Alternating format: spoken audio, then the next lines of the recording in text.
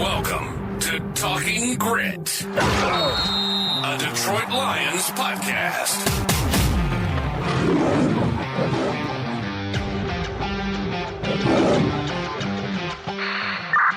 Talking Grit is brought to you by the Monroe County Reporters, Monroe's top news source for police, fire, and community events. Truck boy Follow them on Facebook, and for $2.99 a month, you can become a subscriber and get the news you crave even faster. Welcome to another episode of Talking Grit. I'm Jason Harwood, and with me is Jacob Litton. We are back to talk about the Lions and some other offseason topics. ESPN just released a list of the top 50 free agents, so we thought we'd look into this year's free agent class, how it relates to Lions and the rest of the division. We'd also thought, since we're going to get into the free agent talk, let's look at last year's free agents and trade pickups, and let's just see how they turned out, see the free agents we let go, see if Brad Holmes did a good job of deciding to let them see if the grass is greener on the other side. The Pro Bowl games were just finished up. Jacob and I weren't huge fans of that, but still there's a couple of interesting tidbits from that, so we talk a little bit about that, maybe propose some new events that we would add to the games. But first, on Saturday, there was a big NBA trade. Luka for Anthony Davis. Wow. And that's kind of came out of nowhere. This isn't an NBA podcast, but it got us thinking, what if we had to propose a big Lions trade that was a blockbuster, maybe on the same level of that? So I asked Jacob to come up with a trade. I came up with one on my own. Let's see. I'm going to start with you, Jacob. First of all, how are you? I'm good.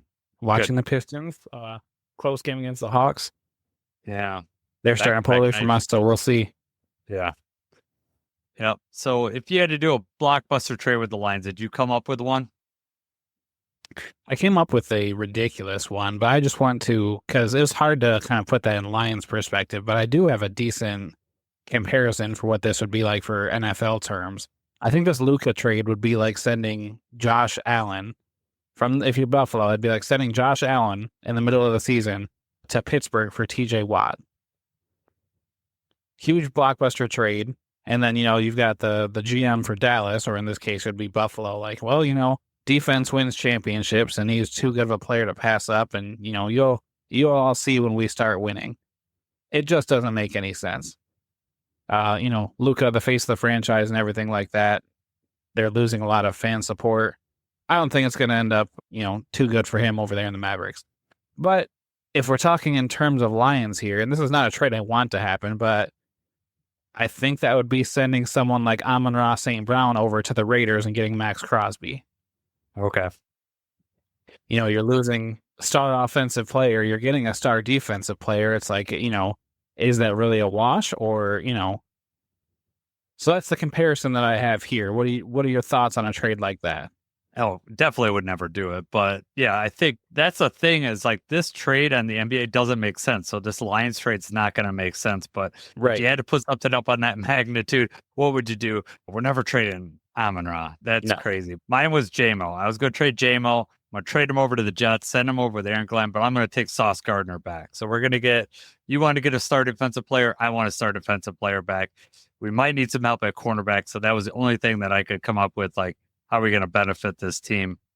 And I said J-Mo for Sauce. You're less far-fetched, though, because I don't, I think you might find a pretty good amount of people that might, be okay with that trade. Yeah. From the Lions' perspective, I don't think the Jets want Sauce to go. No. But I think wasn't if as good last year as he was the first year. True. As he was his first year. So you might see a little bit, but I have a feeling he's going to have a pretty good Aaron Glenn.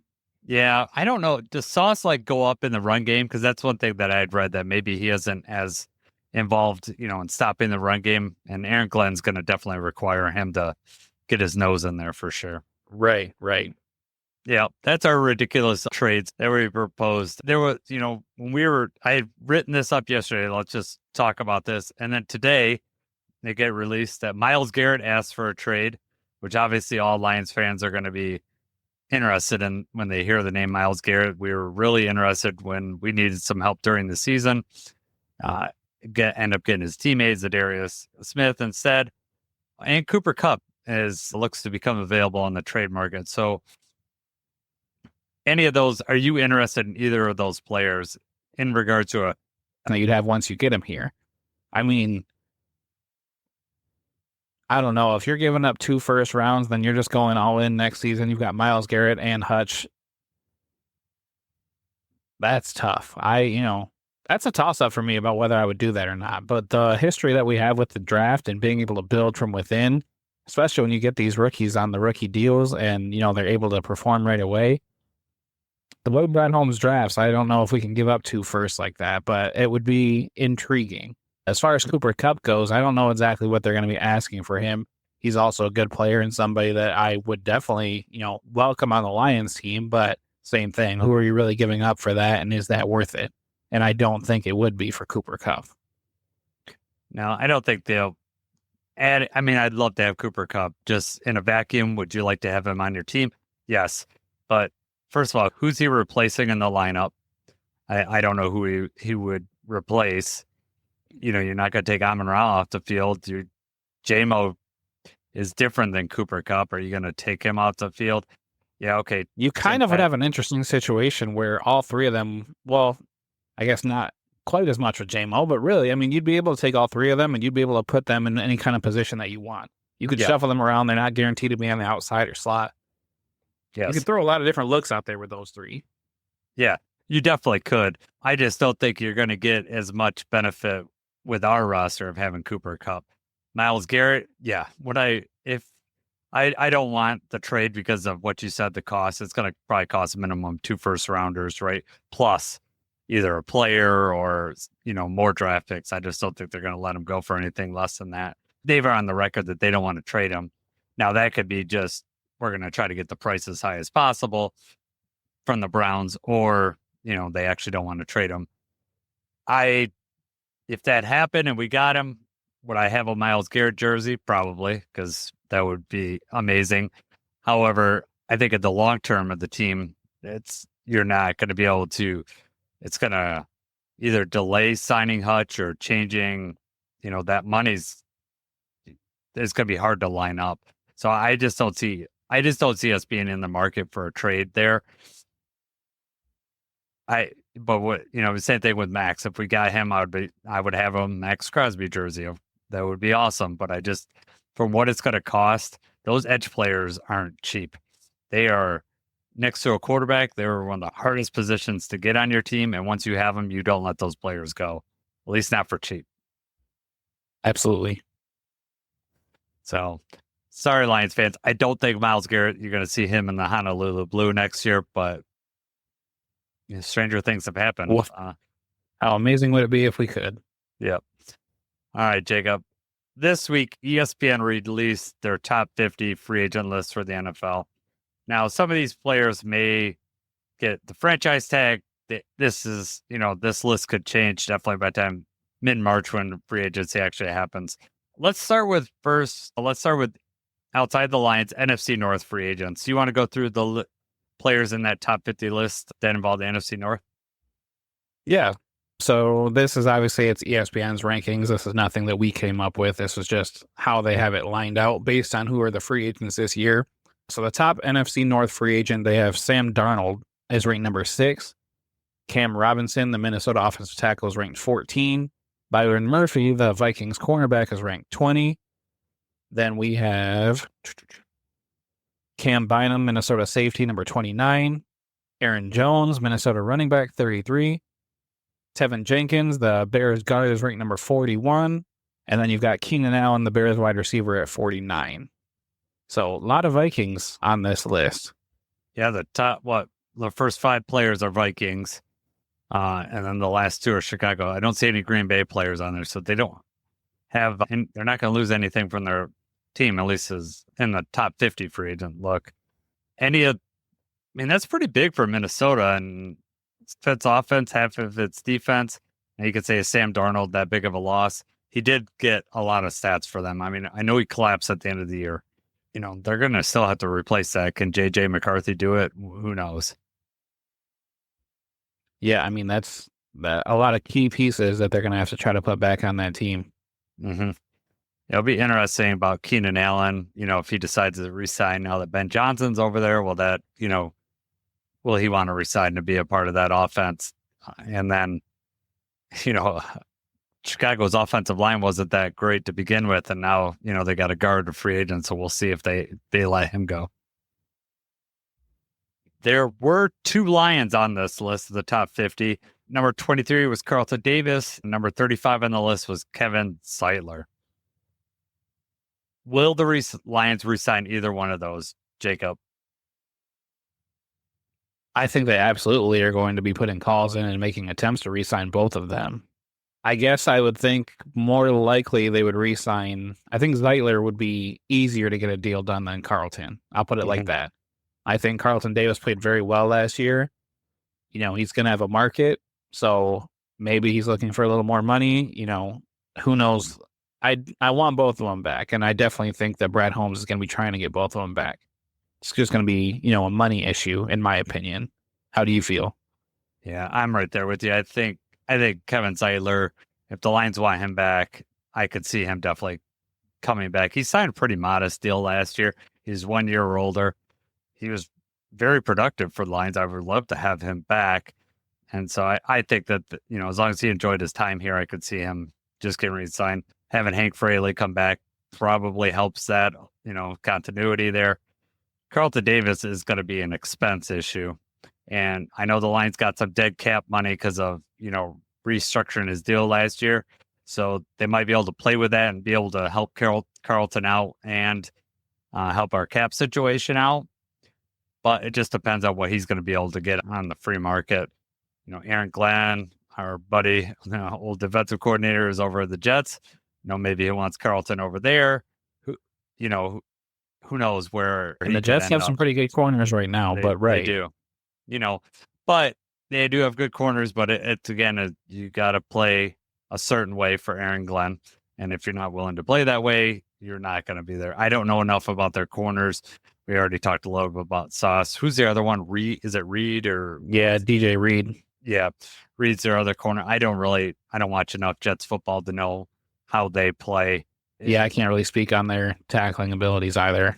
And, who knows? But people are going to be and if you're looking for a good corner, Carlton Davis is a good corner. He played really good coverage for the Lions before he got injured. And, yeah, would I like to have him back? Yeah, I just don't know. With all the players that we got to resign, Kirby's going to be looking for a big deal this offseason, possibly.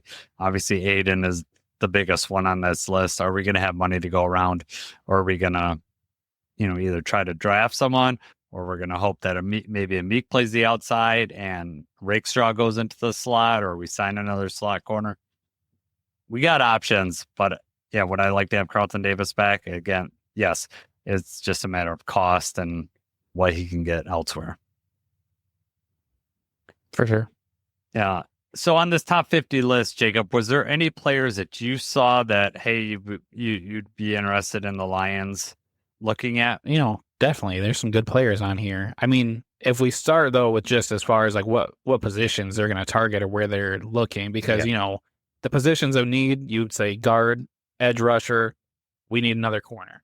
And this all depends right there with Zeitler and Carlton Davis, because if we re-sign those guys, we can probably afford to throw a little more money at an edge defender, maybe.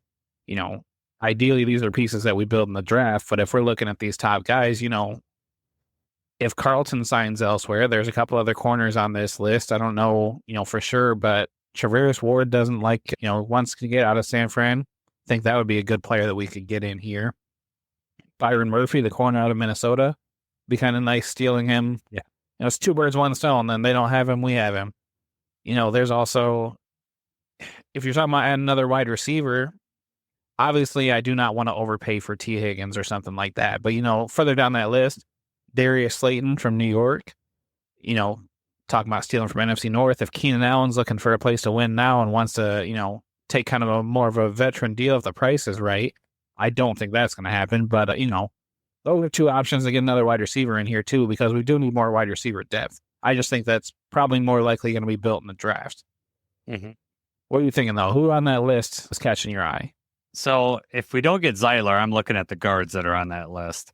You know, you got Zach Martin for the Cowboys, number 21 on the list. Will Freeze, the guard for Indianapolis. Those would be good guys, but they're Zach Martin maybe on a 1-year deal. He's getting kind of older, breaking down a little bit, so I could see him. He might be the becoming same age as Zeitler. Yeah, you know, you're kind of, if you're the Lions, you're probably looking for a stopgap deal and letting your, you know, Mahogany develop a little bit more, depending on what you plan on doing with Graham and all that stuff. You got James Daniels, guard out of Pittsburgh, that's on that list. And we talked about the Chicago guard, Tevin Jenkins. So there's a fair amount of guards in that top 50 list that you could look at if we want to, you know, go outside the draft. I know the Lions usually like to, you know, build the lines in the draft and look for like stopgap help. I'd still want to, over any of these, I'd rather just get Zeitler back here. And, you know, I don't know if we talked about it at work or if we talked about it on the podcast, you know, Graham slipped a little bit. You got Mahogany, say Mahogany jumps Graham and you still have Zeitler over there. You know, Graham's a good top backup. He's starting level backup to have play all three of those interior positions. So that would be good. The edge players are just going to be probably too expensive. I think Khalil Mack is probably going to get more than what we're going to be able to afford to play for an edge player on the opposite of Hutch. Would I love to have Khalil Mack just for a season or two out there? Yeah, and then you let Za'Darius go.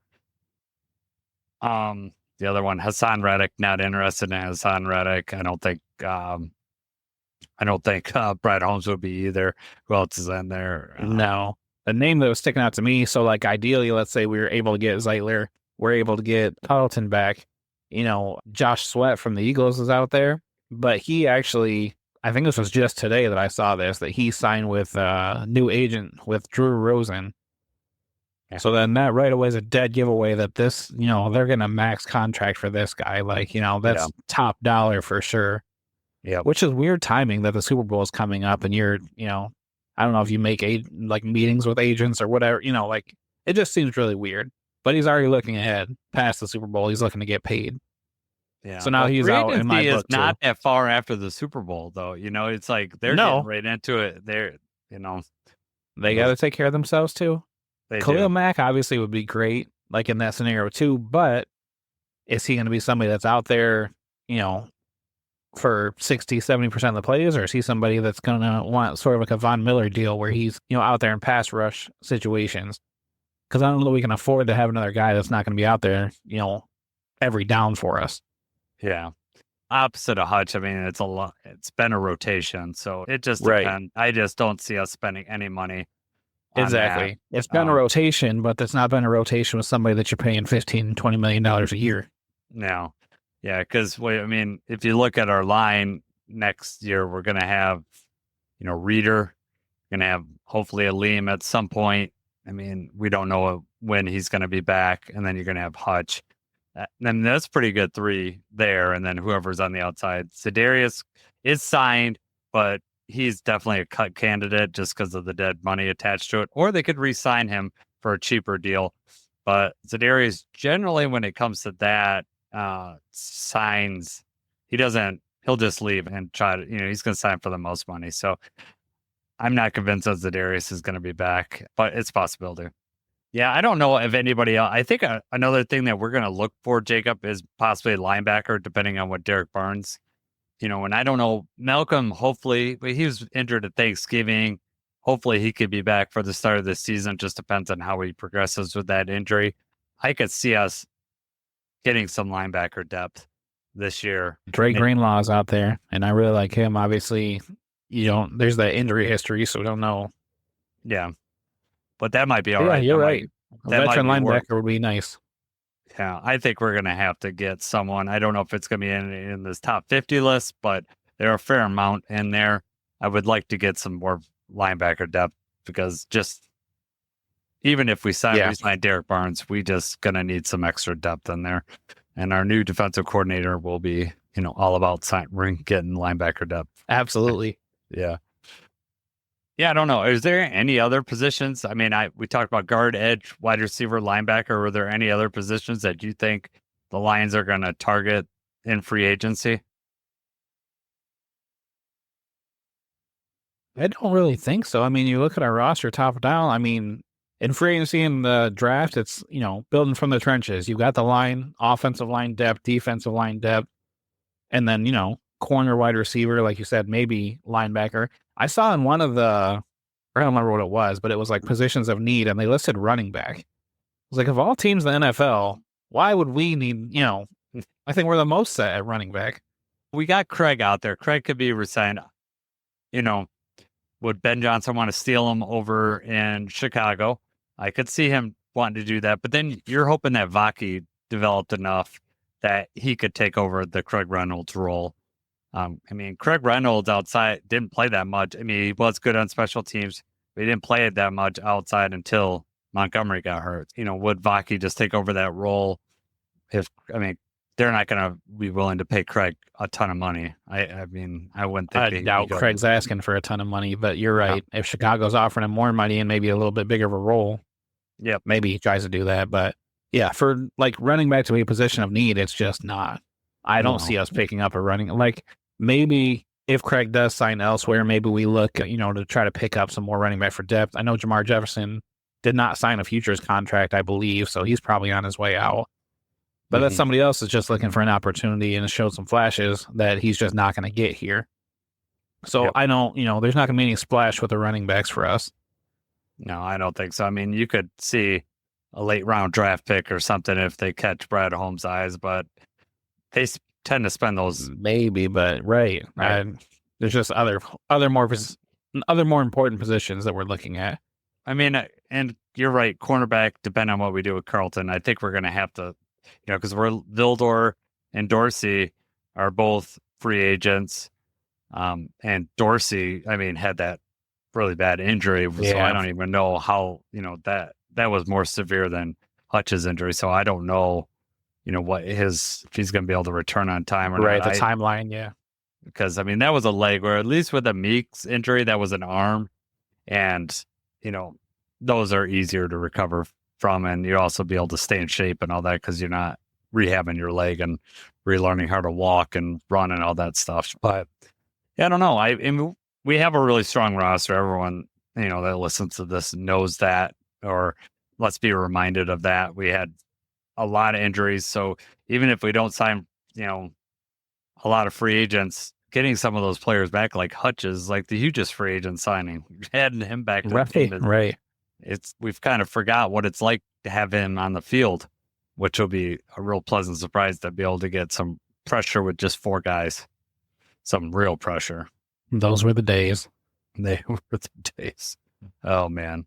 Let's look at Jacob. Let's look at, the players that we got last year and free agents. Jacob made the list. We put 7 players on there. Just quickly go through the players and we'll talk about them and, whether Jacob and I talk about this. We don't want to grade these picks. I think that's pretty arbitrary, but was it a success or not a success? So we could talk about it in that term. So first player was Marcus Davenport. Then we had Amik Robertson, DJ Reader, Kyle Pecco, Kevin Zeitler, Carlton Davis. We got in a trade, and then Jake Bates, free agent pickup. So which one, Jacob, out of those, the ones at 7 I just listed, which one was our most valuable, do you think, that we got last year? I guess if I had to pick one just out of those, I would say Carlton Davis, just because cornerback was such a huge position of need last year coming into this year. And we weren't entirely sure what we were going to get with him, if he was going to, if he was going to be able to hold it down and cover wide receiver ones consistently. And he absolutely stepped up to the challenge, before he got that injury. So there are a couple guys on this list that were positive pickups, but I would say Carlton was the most valuable. What about you? If you got to pick one guy, not Carlton. Yeah, I can't pick Carlton, huh? There's some good. This list is a really good list when you look at it. Outside of Davenport had the injury, so you have to kind of say that's a push or that's a fail just because he wasn't out there. Pecco also had an injury. He only played in 5 games, so then that one's, kind of down. But outside of those 2, everybody else were impact players. They all played a positive role on the team. Yeah, I'd say with Pecco, too, you're signing him because we did the DJ Reader injury. We had, they were hedging their bets whether DJ Reader was going to be ready for the beginning of the year. So I really think that one's kind of thrown out for me.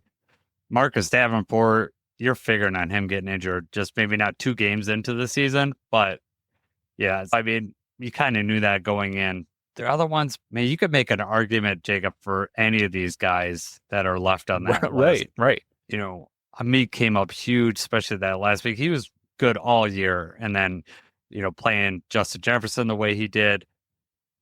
DJ Reader's kind of unsung just because of what he doesn't get a ton of stats. He just, before all our linebackers got injured, he was just, you know, clogging up the line and letting the linebackers do their work. So he kind of got neutralized, I think, when the linebackers got hurt. Zeitler played really well. And I guess if I have to go with any of these guys on this, I'm going to go with Zeitler just because the trenches are where we're built. You know, strong running game, protected Jared Goff. He was able to do it all. And to come in and step in and play with the other 4 guys that have been together, he came in and just, you know, did his thing. So I'd say Zeitler would be on there. Jake Bates, though, had some game winners, too. I mean, you could make an argument that Jake Bates came in once he had the full trust of Dan Campbell, because like week 2 at Tampa, we opted to punt one instead of kicking like a 50-some yard field goal, which that could have been the difference in that game. Later in the season, Dan Campbell kicks that instead of punts. You know, Jake Bates, you know, came through in Minnesota. He hit a game winner. Then he hit the game winner with Houston. Yeah. I mean, there's another game that, and then Green Bay too, the week after Thanksgiving, hit the game after we went forward on 4th down. He was clutch. And having that kicking game stabilized is great. And then that looks forward to the next year. And then also the great story of Jake Bates, you know, playing for the Michigan Panthers in Ford Field and then coming back. So I guess Kevin Zeitler would be my pick, although I think you could make the argument for Jake Bates or Meek Robertson just as well. And DJ Reader was solid. I definitely not, you know, I'm definitely really happy that we got DJ Reader for another year. Right. I mean, that's why it's such a difficult question, because really Zeitler was a good pick. He was our highest rated pickup in Pro Football Focus. Like out of these guys, he was ranked highest. He only missed 1 game, you know, despite that was kind of a thing, his age, his durability and everything. We weren't sure. And he definitely stepped up. But yeah, all these guys stepped up. I mean, Brad Holmes knows what he's doing, I guess, huh? Yeah, exactly. He doesn't have to make the hugest splash and sign the number 1 free agent on the list. These guys were huge contributors. And, you know, Marcus Davenport, I just feel if he could have played, he looked menacing in those games that he did play. And I'm sure that's the way he's looked at all his stops where he's looked menacing. He's incredibly powerful. His bull rush is pretty much unmatched in the NFL. He could just push anybody over. And he just had that freak injury.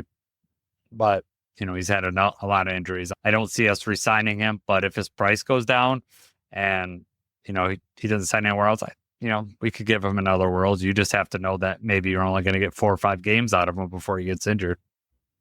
Right. Yeah. If we're going to bring him back, which I would be open to bringing him back also, but you definitely have to drop the contract, and you have to, was it fully guaranteed? Or was it mostly guaranteed or something? I think it was like $6.5 million or something like that. You know, I don't think. I mean, for an edge rusher, that's actually fairly reasonable. Right. But how many games has he played his entire career? Right. Exactly. We got 2 games, so it was $3 million a game. Yeah. Right. 2 games this year, 4 games the year before that for Minnesota. Yeah. No, Minnesota got him for double the amount of games that we did. Yeah. So you got a question on here. If you could only retain one of these players for next year, say they were all unsigned, because, you know, Meek, DJ, and Bates are all going to be on the team next year, outside of them getting surprisingly cut, which isn't going to happen because they all got signed for good contracts. Who would you bring back if you had to just pick one of these guys? Is it going to be your Carlton Davis that you think was the big I think I'm still going to stick with CD. Right. Okay. I think I'm still going to pick him. I mean, like we already said, these other guys are really valuable, but if we're just in the scenario we're picking one of these guys, the rest of them have to leave. Like the rest, we're going for another team. I guess I'm going to leave it at CD, but that also makes it pretty close to me for DJ Reader, just because I don't want to lose him either. I don't Yeah, want to lose I don't any of wanna these guys. I'm glad that, Amik and DJ, Jake Bates are all signed. This is just hypothetical, but yeah. Maybe that's why I'm picking CD, is because it might be a actual reality that he's not going to be there. Yeah. We talked about Zeitler. Yeah, I don't think I'd want to lose DJ Reader in the middle, especially if Aleem's going to be out for a little. I think I'm going to go with DJ Reader, I guess, if I had to pick one out of all those guys. Yeah. Losing CD is going to be tough, but you're hoping you get a jump from Terrion, right? And then, like we said earlier, does Amik go to the outside and Rakestraw go in, into the slot? We got some pieces that can move around. We could also sign some depth pieces and see how that goes. Rakestraw is going to be a big player that I'm going to look for in this offseason, right? I mean, we didn't get to see him much on the field. He had some injury risk or injuries, hamstrings, which is terrible for corners and just take a long time to come back from. So I think we're all going to have our eyes on Rakestraw to see, where the Lions think he fits and, has he grown? Is he making a second-year jump, even though he didn't get a lot of reps during this season? Right. A lot of mental reps, hopefully. Yeah. But, that's somebody that a lot of mocks had him in the first round, and we got him in the second. So we still hope for good things from him. Yes, we do. Definitely. And I definitely haven't written him off. We would like to see more from a second-round pick for sure. But Jacob, we were talking about this. I read somewhere, and I couldn't find the article, that Rakestraw said that he was going to start game 2 in the slot before he got pulled. And that was a Tampa Bay game. Rakestraw was like a late inactive, that he pulled a hamstring during practice. But Rakestraw said that he was told he was going to start in the slot that game. If that's true, then that's crazy, because that means they had a lot of confidence in him, and the hamstring really just, knocked him out for the whole season. That would give me confidence going into next year. Yeah, it does. It was a Sports Illustrated article, and he says that he was going to have an opportunity to play the Tampa Bay week. He was going to be starting nickel, and he got hurt in warm-ups, and it was a setback. Yeah. So yeah, that's tough. Yeah, when I read that, floored me a little bit. I was like, wow, they were going to put him out there, and how, you wonder how the season would have been a little different. But then who are they going to sit? Amik? That seems weird that they would sit Amik in week 2. I just can't see that. Maybe that was early on, so I don't know. Maybe that's part of the competition continuing into the season, right? Like maybe, he's playing really well, which we saw Rakestraw in training camp. He looked really good. So maybe they just need more time. They're going to let him start and let him see what happens. Unfortunately, that's not the way it played out. No, so that'll be an interesting development for next year where they're going to do it. And if he was going to start nickel, that would definitely give credence to pushing Amik to the outside. Amik showed he could do it last year. Right.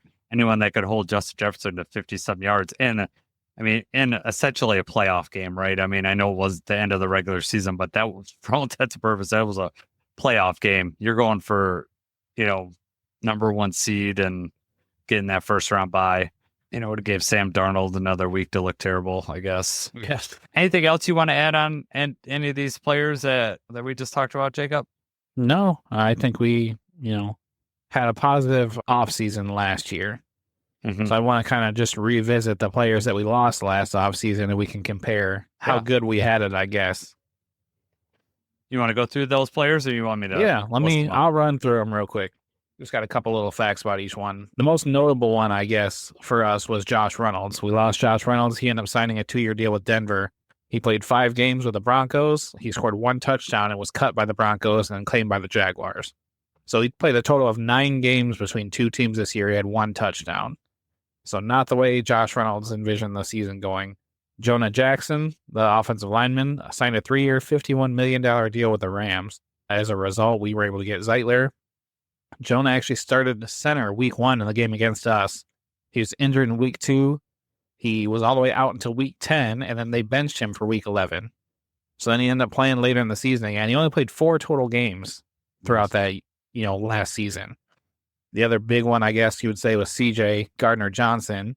He left us and signed a 3-year deal with the Eagles. He played in 16 games for Philadelphia, and he only played in 3 games for us.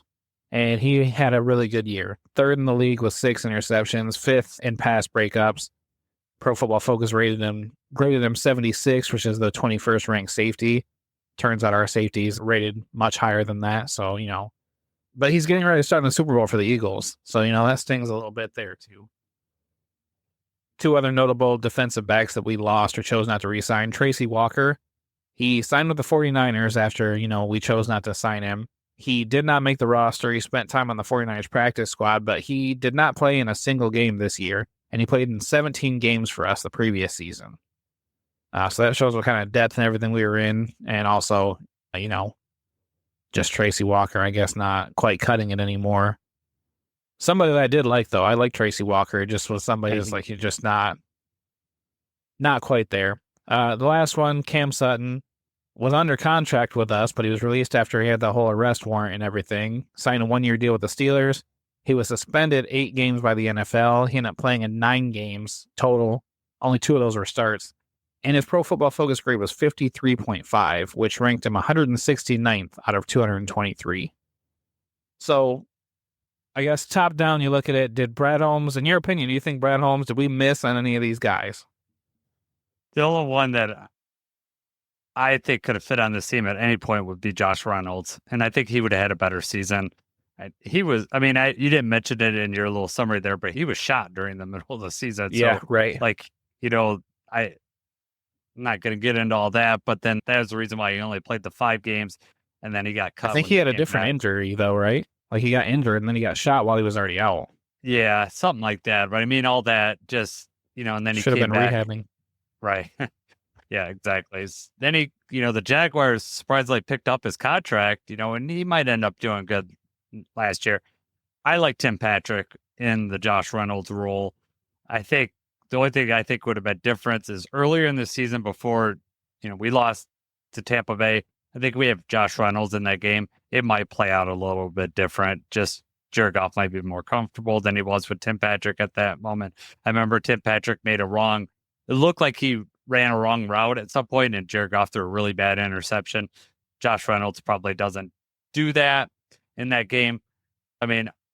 That's the only one that I could see him as. CJ, like you mentioned, CJ Gardner-Johnson, good player.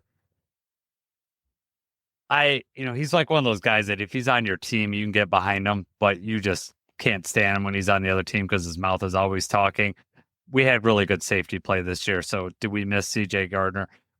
Probably not. And CJ would not have been happy here playing less snaps. We would have had, he could have played, the iffy role because if he was injured, what I was going to say. You could say that, but he wasn't too happy last year when he came back for the playoffs and there was 3 players playing, 3 safeties playing. He didn't come here to play like that is what he said last year. Obviously, Jonah, glad that we didn't resign him. He was injured before. I don't think the Rams did him any favors moving him to center and all that, whatever they did. But yeah, that was Brad Holmes read the tea leaves on that by moving on from Jonah Jackson. Cam Sutton, that's a no-brainer. He can't do what he did and still be on the team. Even what he did was despicable, or accused of doing was despicable, but then his play last year was despicable as well. So, we rid ourselves of that. And Tracy, again, we don't need any extra safety help, but I like Tracy as a person. But ever since he got injured, he just was never the same player after that. And, he apparently the NFL thinks the same thing too, because he didn't play a snap this year. Right. When I'm looking, I definitely agree that Josh Reynolds would have been the best to keep on the team. And we kind of talked about that all offseason, right? Like who's going to step into this role, who's going to be, and it ends up being Tim Patrick, but, not as soon as we would have liked it to be. He also was a late addition in training camp and everything too. So, it just would have, I think that would have made our team better. And I think that would have made Josh Reynolds' season better. Mm-hmm. He started off, I think 2 seasons ago, I don't have the numbers in front of me, but he had a pretty good year. Last year, he increased on pretty much all of his numbers. And then you would hope with that trajectory that this year he's going to do even better and, get even more targets in the red zone and everything. And he decided to sign elsewhere. Other than that, I think we made the right decision on pretty much every single one of these guys. CJ's a good player. It would have been nice to have him. But, we've got Iffy. We don't know that Iffy's going to go through the injury. And, we had already signed CJ the year before and he only played 3 games. Yep. So he wasn't available. Jonah, I'm happy that we moved on. It turned out well for us, but I think that Jonah probably would have benefited the most from staying put in Detroit. Zeitler wouldn't have been here. He would have been able to continue on his play last year. I just think we upgraded. And I mean, that was really, I think it was his doing, right? I feel like there was a contract offer. Like the Lions wanted to keep him, but he wanted more money and went to the Rams. Yeah, I don't know if the Lions weren't going to sign him for $17 million a year. No. At some point, you want strong line play, but he was injured that last year with the Lions a lot, and his play was not worth $17 million. Brad Holmes just made the right move. I think Jonah, I think you're right. He probably has a better season if he's with the Lions, if he stays healthy. But we'll see if he's a player that can stay healthy. The last 2 seasons, he's missed sizable amount of time. We'll see. He's not a Lion anymore, so I guess I don't care as much. But for Jonah as a person, you hope good things for him. But you talk about all the players that we signed and how much of an impact that they made, and then you talk about the players that we did not sign or that we let go, and it really looks like, we came out on top basically on almost all of these.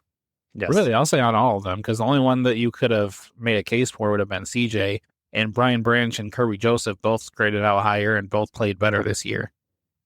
Yeah, I mean, you've saved money because we weren't going to sign CJ for a 3-year deal. Right. But you look like Kirby did his job, led the league in interceptions. Brian Branch, they still were moving him around just because of the injuries. We didn't get to play him at safety as much as the Lions probably wanted.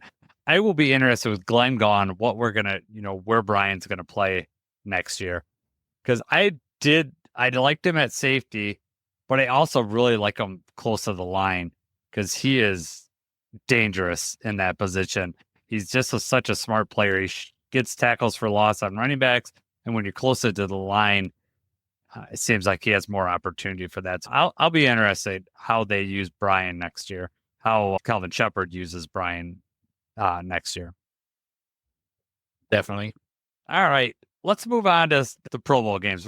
Like I said in the intro, we're not going to dwell on this. It is what it is. Goff wins MVP. Whatever that means, but it's good to see our guy get some recognition.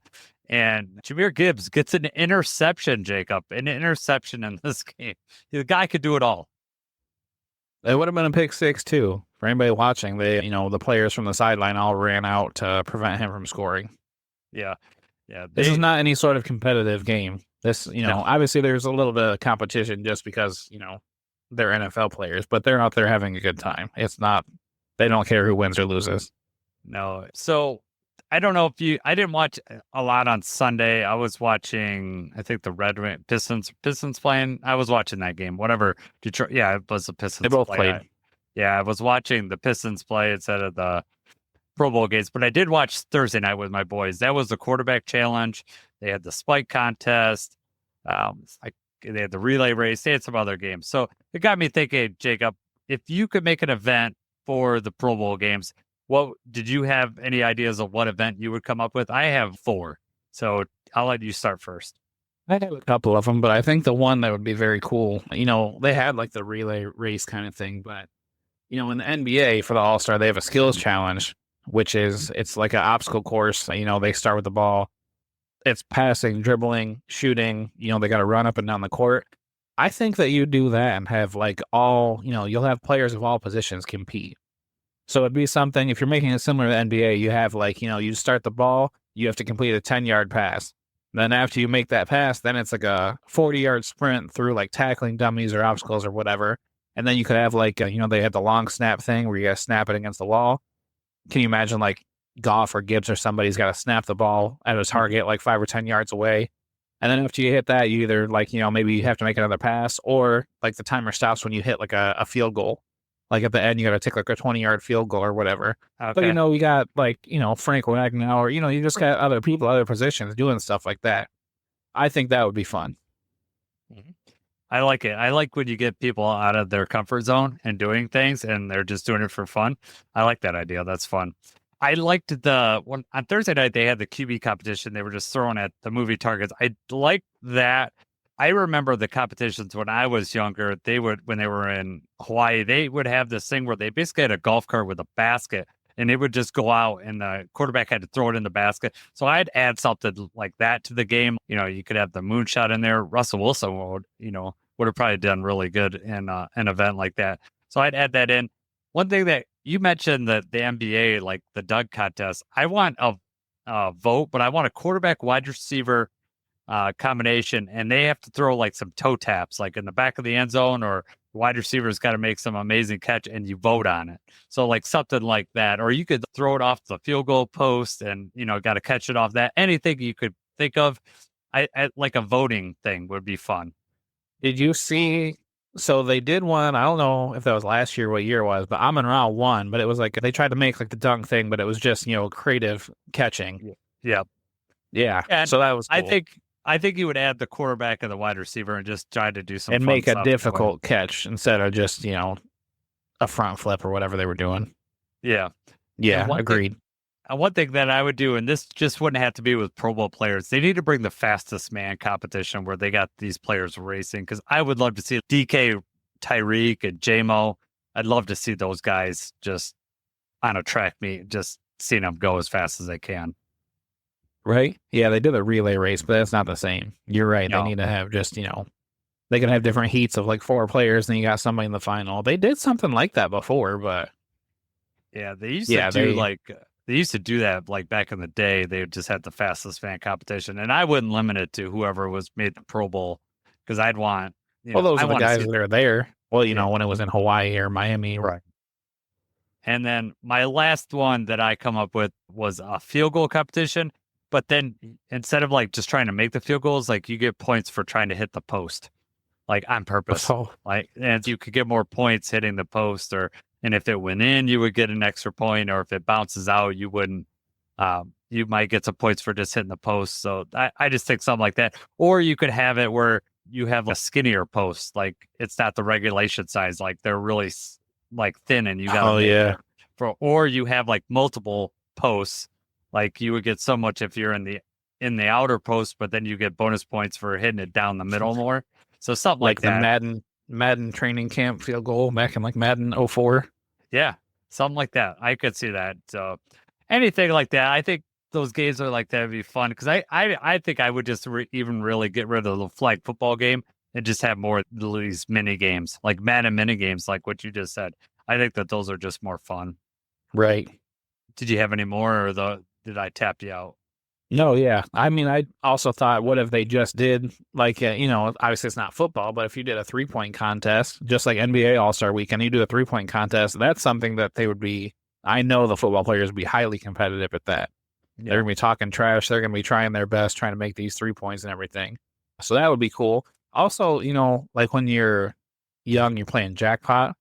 So, you throw the ball up, and then it's like, you don't have to necessarily have it worth a little value or whatever, but you could have them have a quarterback throw it up, have a punter kick the ball. Like maybe you have like, Jahmyr Gibbs on one side, then you got Amon-Ra on the other, whatever. You got a punter that punts the ball towards the end zone. They basically have to race to the ball and try to see who gets the ball first and downs it. I like that. That's fun. Something else to show speed, and also a little bit of chance, a little bit of skill, because you're trying to play the ball. Because these are, none of these players are gunners. None of these guys do that on a regular basis. Mm-hmm. Yeah, I think even you said a 3-point contest, just having them play basketball, having a 3-on-3 or something like that. Somebody would get hurt. I know. That's the thing about it'd be competitive for sure. Imagine having one of those big offensive linemen just post you up or something like that. Oh my God, just Shaquille O'Neal you to the rim.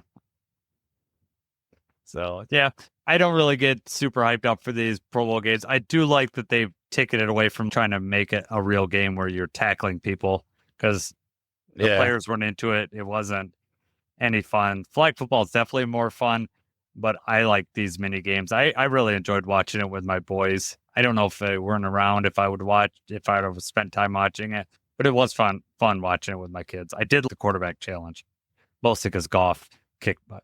Yeah, right. No, that's just fun to watch, though. Yeah.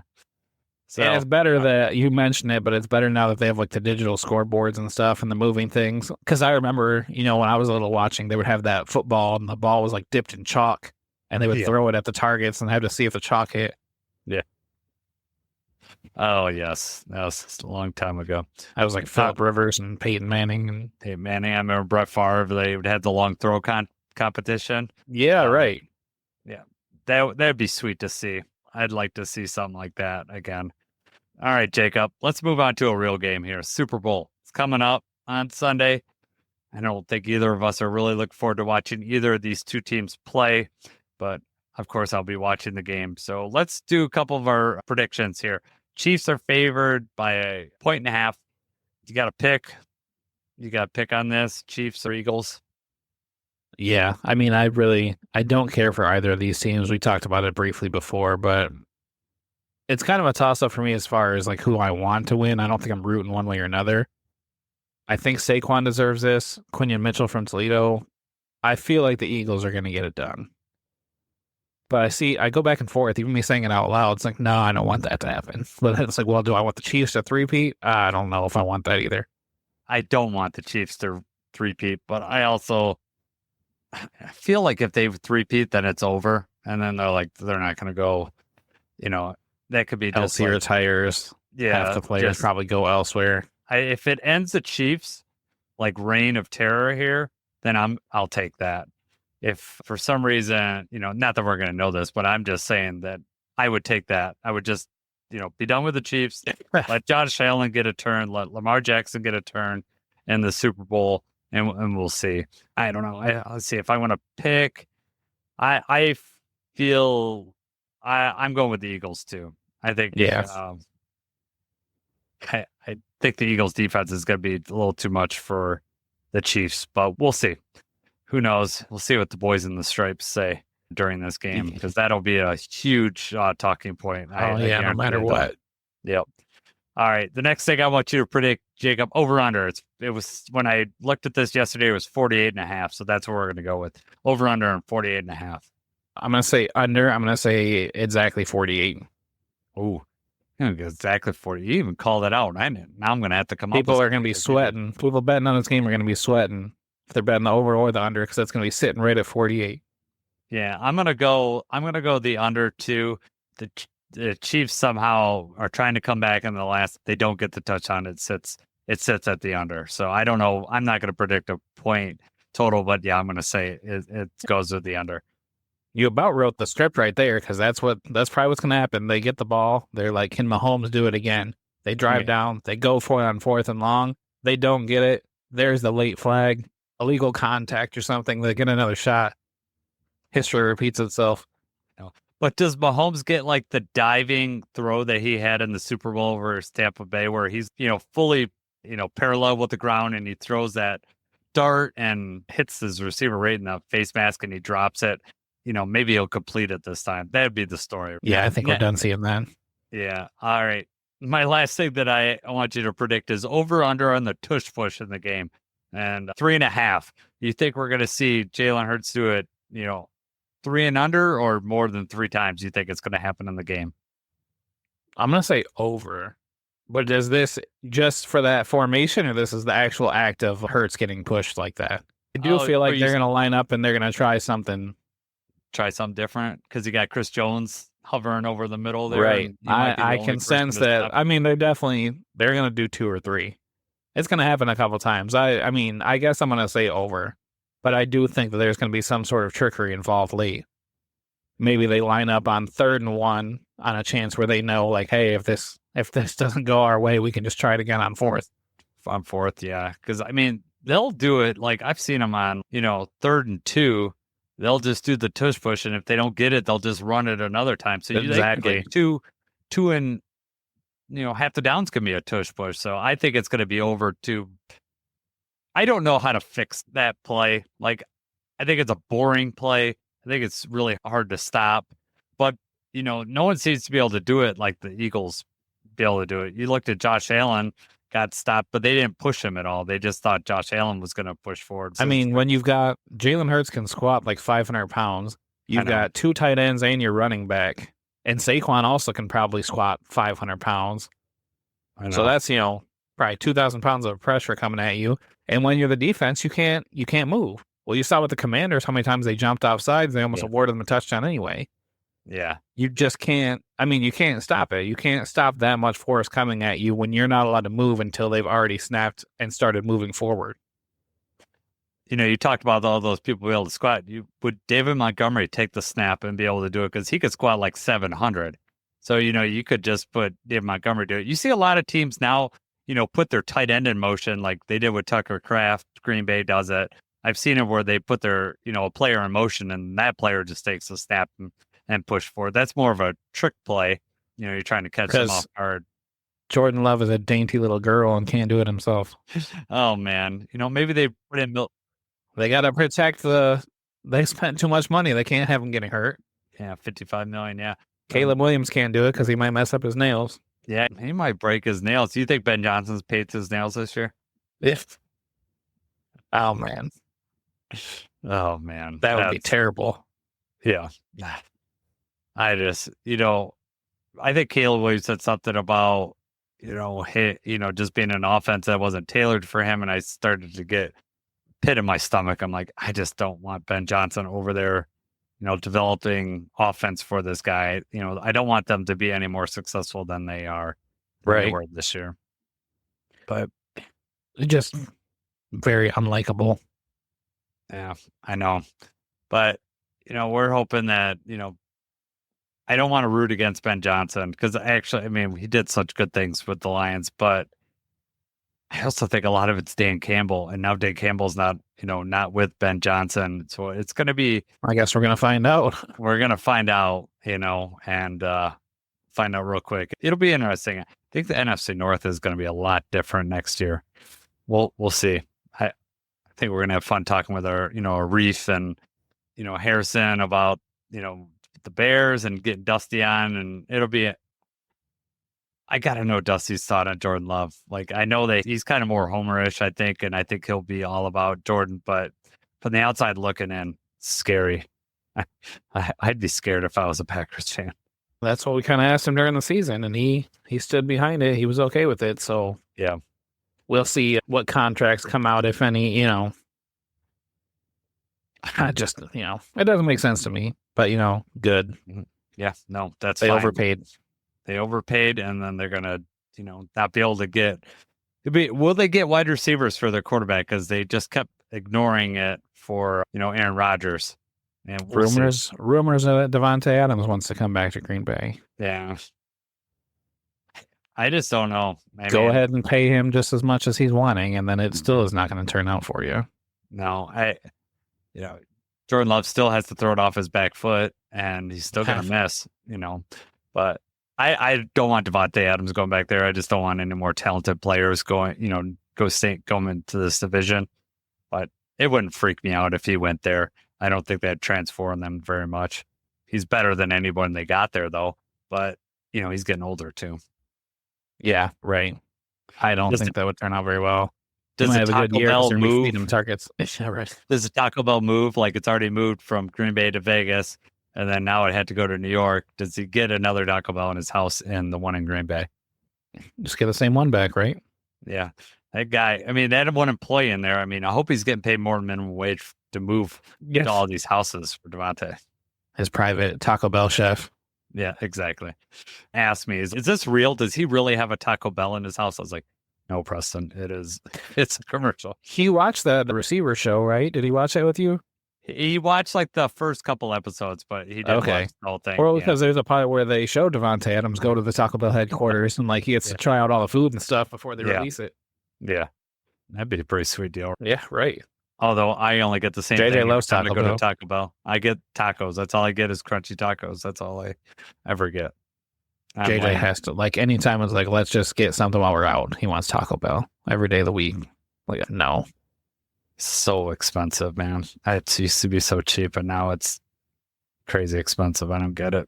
It's the easiest. It's the cheapest thing to put together. A corn shell, a little sliver of meat, and lettuce and cheese. It's crazy. It still costs them 89 cents to make it, but they're going to charge you $3 for a taco. I know. It's insane. So, all right. We've devolved into talking about Taco Bell, so I think it's time for us to head out here. Jacob, it's always great talking Lions with you. Got a big game on Sunday, and then, the season's just going to start rolling. We're going to be in a free agent talk, and then, Draft talk will be coming, and that'll be good. I've been looking at mock drafts. It's still very early, but I've been looking at them. And so we'll get into that as the season off-season progresses here. For sure. All right. I've been looking at the Senior Bowl. I'm looking at prospects. Yeah, I know. Got anybody out your eye on right now? I do. But I actually, I don't know if it was Pride of Detroit mocked him to us. Mike Green, the edge defender out of Marshall. Okay. I don't remember if I showed you that. I was going to try to show you that at work when he ran over that Oregon offensive tackle at the Senior Bowl practice, but no, you didn't show me. He was like, I don't know if Marshall is the Sun Belt or what division they are, but he was like player of the year, all kinds of accolades, smaller edge rusher. Right now, end of the first or second round, so he's going to fall right where we need him to. Yeah, we'll see. Edge rushers depends on what they do in the combine. If they do well in the combine, they shoot up real fast. Who knows? But Brad Holmes has shown if he likes someone, he will move up in that draft. Got to pay attention.